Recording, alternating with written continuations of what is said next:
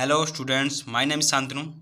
Welcome to my new videos and आज पढ़िबा आमे इतिहास विषय जहाँ लिखिं प्राबंधिक विश्वनाथ कर तो यहाँ इंटरनाल पढ़ो ए जहाँ मुझे सिलेक्शन आम टीमटा सिलेक्शन करके सिलेक्शन क्वेश्चन आप निहाती पढ़ी जी आपड़ जदि गोटे थर यहीटा को क्लीयर कर दौरान तो आपन को अब चिंता करवा ना गोटे वीडियो देखिए जातु एग्जाम टाइम रे भी ये सब सिलेक्शन क्वेश्चन दिखाई थोड़े मात्र देखिए जातु ग्यारंटी सफलता पाइबे। तो नंबर 1 क्वेश्चन एक श्रेणी मनुष्य वस्तुर क्यों विषय प्रयास देखा जाए नहीं।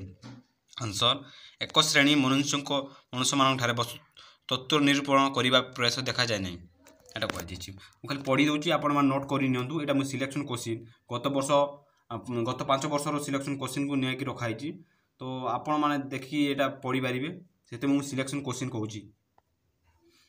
क्वेश्चन नंबर 2 एक श्रेणी मनुष्य मान वस्तुर क्यों विषय चिंता स्थान प्राप्त हुए नहीं। आंसर एक श्रेणी मनुष्य मान कि प्रणाली बा ताहार सद्व्यवहार करवा हेब इत्यादि विषय चिंता सूत्र क्यों वस्तु से निकटस्थ है बा किपर स्थान प्राप्त हुए नहीं। आंसर क्वेश्चन नंबर 3 अपर श्रेणी मनुष्य मान पृथ्वीर कौन संसाधित हुए। आंसर अपर श्रेणी मनुष्य मान पृथ्वीर नानाविधि उन्नति सजन हुए संसाध हुए। क्वेश्चन नंबर 4 मनुष्य तत्व विशेष लक्षण कौन।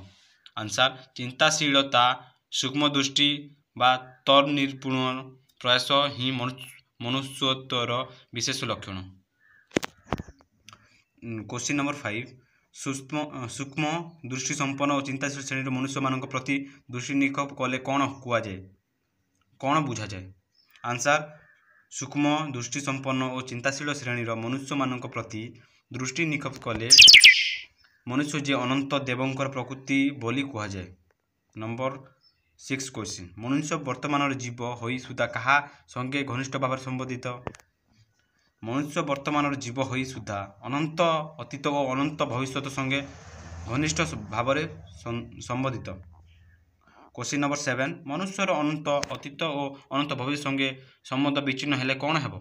आंसर मनुष्यर अनंत अतीत और अनंत भविष्य संगे संबंध विच्छिन्न हेले मानव जीवन मूल्य किछि रहिबो नाही। Getting my point. Question number 8 मनुष्य केउठु अवतरण कले नरकंकाल देखिबो। मनुष्य केउठी को अवतरण कले नरकंकाल देखिबो।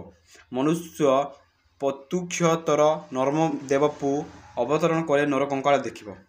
Question okay it very important question गत वर्ष पढ़ी सिलेक्शन क्वेश्चन रे ओके। क्वेश्चन नंबर 9 राशि राशि नर देह कहीं पतित होई अछि।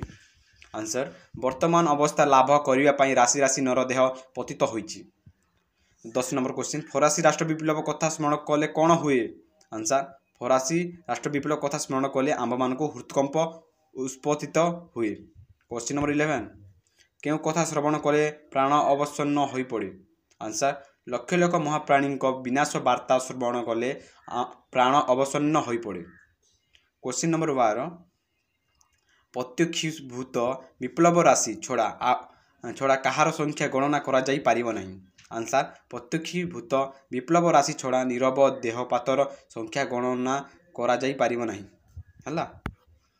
नंबर 13 अतीत मानव जातिर रक्त मांसरू कौन उद्भित बोली कह जाइछि। समग्र अतीत मानव जातिर रक्त मांस वर्तमान मानवोन्नति उद्भूत बोली कह जाइछि। क्वेश्चन नंबर 14 पृथ्वीर वर्तमान अवस्था मध्य पूर्ववर्ती कौन परिलिखित हुए। पृथ्वीर वर्तमान अवस्था मध्य पूर्ववर्ती सकल प्रकार अवस्थार चिन्ह एवं विच्छिन्न श्रेणीर जीवराशि देहा और शेष परिलिखित हुए। क्वेश्चन नंबर 15 केउठारे अतीत मानव समाज भावराशि निहित थिबा प्रतिकृत हुए। आंसर वर्तमान मानव समाजर देहरे अतीत मानव समाजर भावराशि निहित थिबार प्रतिकृत हुए। क्वेश्चन नंबर 16 जगतर घर परिवर्तन राशि मध्य कौन अवस्थित अछि। वर्तमान मानव समाज देहरे अतीत मानव समाज भावराशि निहित थिबा प्रतीक हुए। क्वेश्चन नंबर 17 एटा इंपोर्टेंट कहार विनाश अनिवार्य। केवल सत्य संगे विरोध जहार तार विनाश अनिवार्य। एटा गोटे क्वेश्चन गेटिंग ओके, एटा आप पढ़ी नहीं थो, एटा गोटे मोस्ट रामबाण प्रश्न। क्वेश्चन नंबर 18 मानव समाज मध्य केउं व्यापार चिरकाल लागि अछि? मानव समाज मध्य केवल सत्य संगे विरोध जहार तार विनाश अनिवार्य यही व्यापार चिरकाल लागि अछि। क्वेश्चन नंबर 19 समस्त घटनार लक्ष्य और गति केउं आड़क बोली कुआ जायछि? समस्त घटना लक्ष्य एक गति एक आड़क बोली कुआ जायछि। क्वेश्चन नंबर 20 समस्त मनुष्यंकर गति केउं नियम नियमित होइछि बोली कुआ जायछि? लेखक कहिसंती समस्त मनुष्यंकर गति एक आड़क एवं एक खंड नियम रे समस्त घटना बड़ी नियंत्रित होई अछि बोली लेखक कहिसंती। तो पिला माने मु जेबे सिलेक्शन क्वेश्चन देली 20टा, तो 20टा आपण पढी जे ग्यारंटी इतिहास रो लॉन्ग क्वेश्चन बा 2 मार्क 3 मार्क आपण माने निहाती लिखि पारिबे। टिके बढ़े की लिखि देबे। आ मेन हला कवि बा प्रबंध और प्राबंधिक लेखिबा भूलिबेनी, गोटे मार्कटा ओके। जदि आपण लेखु नांती कवि परिचय तो आपन को मार्क मिलिबो नै, खाली आंसर पई 1 मार्क मिलिबो। जदि आप प्राबंधिक देई लेखिबा प्राबंधिक और प्रबंध किए लिखिंट देमिति कि उदाहरण दूसरी प्राबंधिक हेले इतिहास विश्वनाथ कर प्रबंध है इतिहास एमती आम लिखा पड़ो। तो रोचे देखा गोटे वीडियो रे। तो एमती सिलेक्शन क्वेश्चन मुझे दूसरी। तो सिलेक्शन क्वेश्चन बहुत कष्ट तैयार आम टीम। तो आपण मानक प्रीवियस इयर्स जो क्वेश्चन आसला सेटा भी आम जोटा देती से पढ़ीला 90% मैच थी ओके। तो एमती भी आम भगवान नुह सब क्वेश्चन आम सेम पड़ो से गोटे दुटा इयार सेड हो। तो मुझे 20टा क्वेश्चन 20टा नुहे तो 18-19टा पड़ जाए मत एमती लगुच। तो निहाती आप पढ़ी जातु यहाँ एमती 2 मार्क 3 मार्क आप लिखिपारे इंटरनाल में भल मार्क पाइपर ओके। रही देखा गोटे नुआ वीडियो रे। जय हिंद, जय भारत, जय जगन्नाथ।